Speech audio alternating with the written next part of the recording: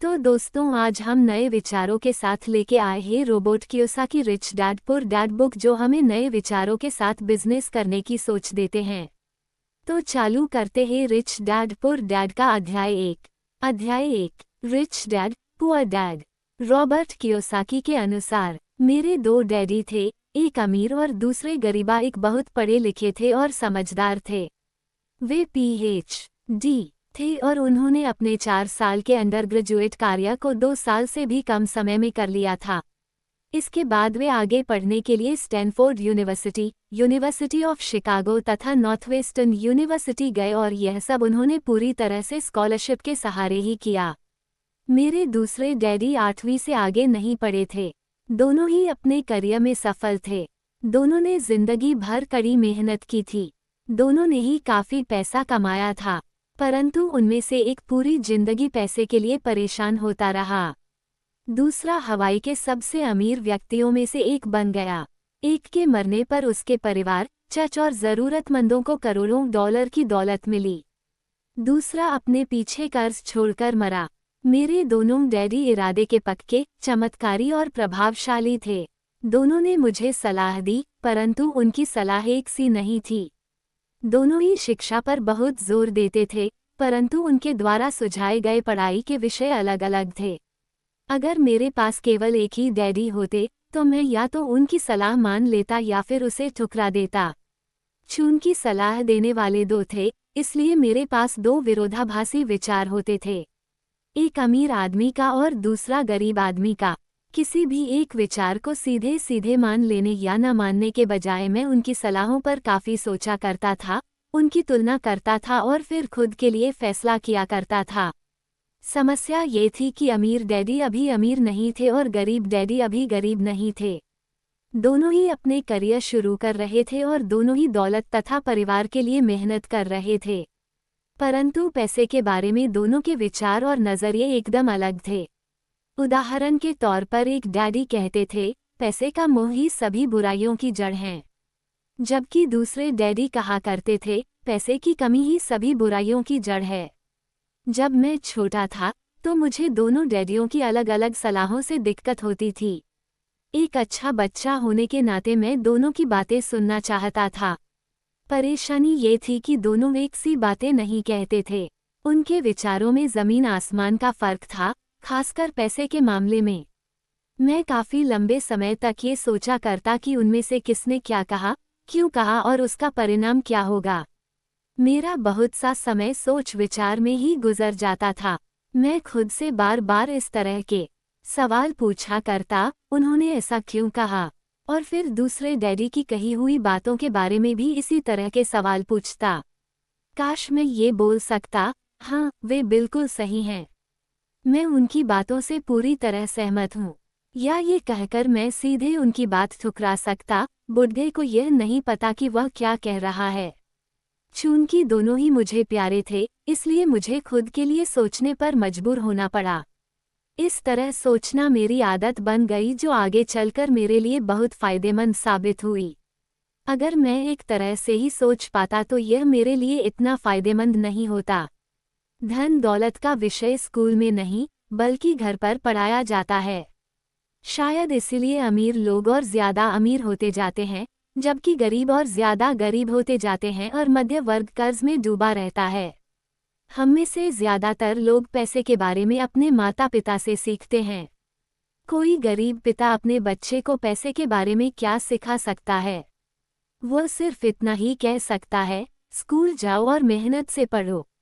हो सकता है वह बच्चा अच्छे नंबरों से कॉलेज की पढ़ाई पूरी कर ले, फिर भी पैसे के मामले में उसकी मानसिकता और उसका सोचने का ढंग एक गरीब आदमी जैसा ही बना रहेगा। ये सब उसने तब सीखा था जब वह छोटा बच्चा था। धन का विषय स्कूलों में नहीं पढ़ाया जाता। स्कूलों में शैक्षणिक और व्यावसायिक निपुणताओं पर जोर दिया जाता है, न कि धन संबंधी निपुणता पर। इससे ये साफ हो जाता है कि जिन स्मार्ट बैंकर्स, डॉक्टर्स और अकाउंटेंट्स के स्कूल में अच्छे नंबर आते हैं, वे जिंदगी भर पैसे के लिए संघर्ष क्यों करते हैं। हमारे देश पर जो भारी कर्ज लदा हुआ है वो काफी हद तक उन उच्च शिक्षित राजनेताओं और सरकारी अधिकारियों के कारण है जो आर्थिक नीतियां बनाते हैं, और मजे की बात यह है कि वे धन के बारे में बहुत कम जानते हैं। मैं अक्सर नई सदी में आने वाली समस्याओं के बारे में सोचता हूँ। तब क्या होगा जब हमारे पास ऐसे करोड़ों लोग होंगे जिन्हें आर्थिक और चिकित्सकीय मदद की जरूरत होगी। धन संबंधी मदद के लिए या तो वे अपने परिवारों पर या फिर सरकार पर निर्भर होंगे। क्या होगा जब मेडिकेयर और सोशल सिक्योरिटी के पास का पैसा खत्म हो जाएगा? किस तरह कोई देश तरक्की कर पाएगा अगर पैसे के बारे में पढ़ाई की जिम्मेदारी माता पिता के ऊपर छोड़ दी जाएगी, जिनमें से ज्यादातर गरीब हैं या गरीब होंगे? चूंकि मेरे पास 2 प्रभावशाली डैडी थे, इसलिए मैंने दोनों से ही सीखा। मुझे दोनों की सलाह पर सोचना पड़ता था। इस तरह से सोचते सोचते मैंने ये भी जान लिया कि किसी व्यक्ति के विचार उसकी जिंदगी पर कितना जबरदस्त प्रभाव डाल सकते हैं। उदाहरण के तौर पर, एक डैडी को ये कहने की आदत थी, मैं इसे नहीं खरीद सकता। दूसरे डैडी इन शब्दों के इस्तेमाल से चिढ़ते थे। वे जोर देकर कहा करते थे कि मुझे इसके बजाय ये कहना चाहिए, मैं इसे कैसे खरीद सकता हूँ। पहला वाक्य नकारात्मक है और दूसरा प्रश्नवाचक। एक में बात खत्म हो जाती है और दूसरे में आप सोचने के लिए मजबूर हो जाते हैं। मेरे जल्द ही अमीर बनने वाले डैडी ने मुझे समझाया कि जब हम कहते हैं, मैं इसे नहीं खरीद सकता, तो हमारा दिमाग काम करना बंद कर देता है। इसके बजाय जब हम ये सवाल पूछते हैं, मैं इसे कैसे खरीद सकता हूँ, तो हमारा दिमाग काम करने लगता है। उनका यह मतलब नहीं था कि आपका जिस चीज पर 2 दिल आ जाए उसे खरीद ही लें। वे लगभग दीवानगी की हद तक अपने दिमाग को कसरत करवाना चाहते थे, क्योंकि उनके ख्याल से दिमाग दुनिया का सबसे ताकतवर कंप्यूटर है। मेरा दिमाग हर रोज तेज होता जाता है, क्योंकि मैं इसकी कसरत करता रहता हूँ। ये जितना तेज होता जाता है, मैं इसकी मदद से उतना ही ज्यादा पैसा कमा सकता हूँ। उनका मानना था कि मैं इसे नहीं खरीद सकता कहना दिमागी आलस की पहचान है। हालांकि दोनों ही डैडी अपने काम में कड़ी मेहनत करते थे, परंतु मैंने देखा कि पैसे के मामले में एक डैडी की आदत ये थी कि वे अपने दिमाग को सुला देते थे और दूसरे डैडी अपने दिमाग को लगातार कसरत करवाते रहते थे। इसका दीर्घकालीन परिणाम ये हुआ कि एक डैडी आर्थिक रूप से बहुत अमीर होते चले गए, जबकि दूसरे डैडी लगातार कमजोर होते गए। इसे इस तरह से समझे कि एक व्यक्ति हर रोज कसरत करने के लिए जिम जाता है, जबकि दूसरा व्यक्ति अपने सोफे पर बैठकर टीवी देखता रहता है। शरीर की सही कसरत से आप ज्यादा तंदुरुस्त हो सकते हैं और दिमाग की सही कसरत से आप ज्यादा अमीर हो सकते हैं। आलस्य से स्वास्थ्य और धन दोनों का नुकसान होता है। मेरे दोनों डैडियों की विचारधारा में जमीन आसमान का अंतर था। एक डैडी की सोच थी कि अमीरों को ज्यादा टैक्स देना चाहिए ताकि बेचारे गरीबों को ज्यादा फायदा मिल सके, जबकि दूसरे डैडी कहते थे, टैक्स उन लोगों को सजा देता है जो उत्पादन करते हैं और उन लोगों को इनाम देता है जो उत्पादन नहीं करते। एक डैडी सिखाते थे, मेहनत से पढ़ो ताकि तुम्हें किसी अच्छी कंपनी में नौकरी मिल जाए, जबकि दूसरे डैडी की सीख ये थी, मेहनत से पढ़ो ताकि तुम्हें किसी अच्छी कंपनी को खरीदने का मौका मिल जाए। एक डैडी कहते थे, मैं इसलिए अमीर नहीं हूँ क्योंकि मुझे बाल बच्चों को पालना पड़ता है। दूसरे डैडी कहते थे, मुझे इसलिए अमीर बनना है क्योंकि मुझे बाल बच्चों को पालना है। एक डैडी डिनर की टेबल पर पैसे और बिजनेस के बारे में बात करने के लिए हमेशा प्रोत्साहित करते थे। दूसरे डैडी भोजन करते समय पैसे की बातें करने के लिए मना करते थे। एक का कहना था, जहां पैसे का सवाल हो, सुरक्षित कदम उठाओ, खतरा मत उठाओ। दूसरे का कहना था, खतरों का सामना करना सीखो। एक का मानना था, हमारा घर ही हमारा सबसे बड़ा निवेश और हमारी सबसे बड़ी संपत्ति है। दूसरे का मानना था, मेरा घर मेरा दायित्व है, और अगर आपका घर आपकी नज़र में आपका सबसे बड़ा निवेश है, तो आप गलत हैं। दोनों ही डैडी अपने बिल समय पर चुकाते थे, परंतु उनमें से एक सबसे पहले अपने बिल चुकाता था, जबकि दूसरा सबसे आखिर में। एक डैडी का यह मानना था कि कंपनी या सरकार को आपका ध्यान रखना चाहिए और आपकी ज़रूरतों को पूरा करना चाहिए। वे हमेशा तनख्वाह में बढ़ोतरी, रिटायरमेंट योजनाओं, मेडिकल लाभ बीमारी की छुट्टी, छुट्टियों के दिन और बाकी सुविधाओं के बारे में चिंतित रहते थे। वे अपने 2 चाचाओं से बहुत प्रभावित थे जो सेना में चले गए थे और 20 साल के सक्रिय जीवन के बाद उन्होंने अपने रिटायरमेंट और जीवन भर के आराम का इंतजाम कर लिया था। वे मेडिकल लाभ के विचार को पसंद करते थे और सेना द्वारा अपने रिटायर्ड कर्मचारियों को दी जा रही सुविधाओं की भी तारीफ करते थे। उन्हें विश्वविद्यालय का टेन्योर सिस्टम भी काफी पसंद था। कई बार नौकरी से आजीवन मिल रही सुरक्षा और नौकरी के लाभ नौकरी से ज्यादा महत्वपूर्ण हो जाते हैं। वे अक्सर यह कहते थे, मैंने सरकार के लिए बहुत मेहनत से काम किया है और इसलिए बदले में मुझे ये लाभ मिलने चाहिए। दूसरे डैडी पूरी तरह से आर्थिक स्वावलंबन में विश्वास करते थे। वे सुविधाभोगी मानसिकता के विरोधी थे। वे यह मानते थे कि इस तरह की मानसिकता लोगों को कमजोर और आर्थिक रूप से जरूरतमंद बनाती है। उनका दृढ़ विश्वास था कि आदमी को आर्थिक रूप से सक्षम होना चाहिए। एक डैडी कुछ डॉलर बचाने के लिए परेशान रहे। दूसरे डैडी एक के बाद एक निवेश करते। एक डैडी ने मुझे बताया कि अच्छी नौकरी तलाशने के लिए अच्छा सा बायोडेटा कैसे लिखा जाए। दूसरे ने मुझे ये सिखाया कि कैसे मजबूत व्यावसायिक और वित्तीय योजनाएं लिखी जाएं जिससे मैं नौकरियां दे सकूं। 2 प्रभावशाली डैडियों के साथ रहने के कारण मुझे यह विश्लेषण करने का मौका मिला कि उनके विचारों का उनके जीवन पर कितना प्रभाव हो रहा है। मैंने पाया कि दरअसल लोग अपने विचारों से ही अपने जीवन को दिशा देते हैं।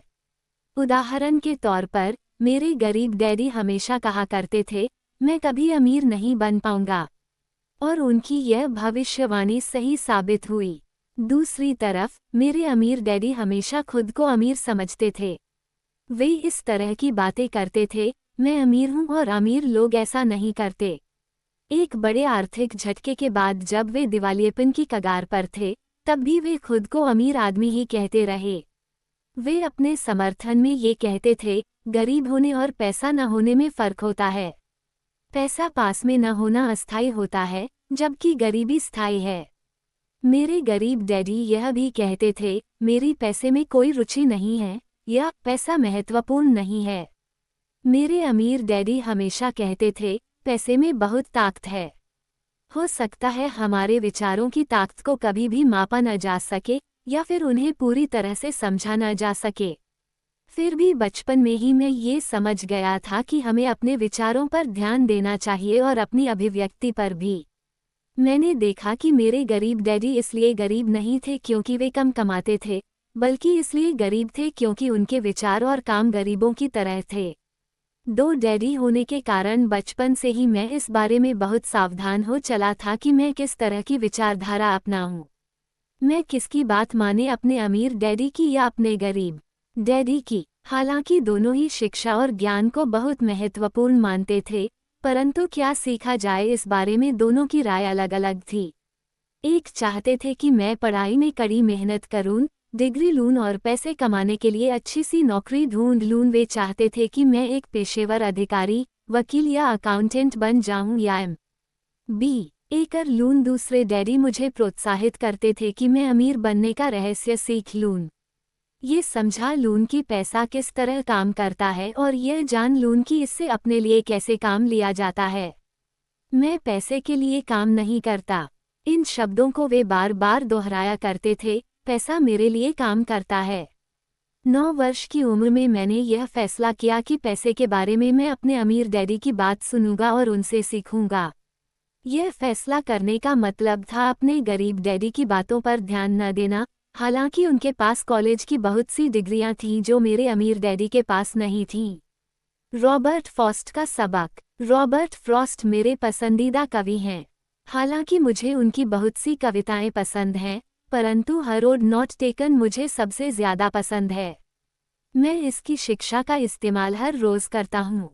द रोड नॉट टेकन, वह राह जिसे चुना नहीं गया।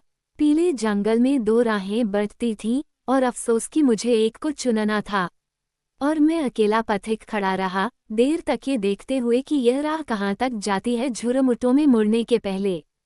फिर मैंने दूसरी राह चुनी, उतनी ही सुंदर और शायद बेहतर भी, क्योंकि यहाँ घास ज्यादा थी और कम लोग गुजरे थे। हालांकि लोगों के गुजरने से यहाँ भी उतना ही नुकसान हुआ था।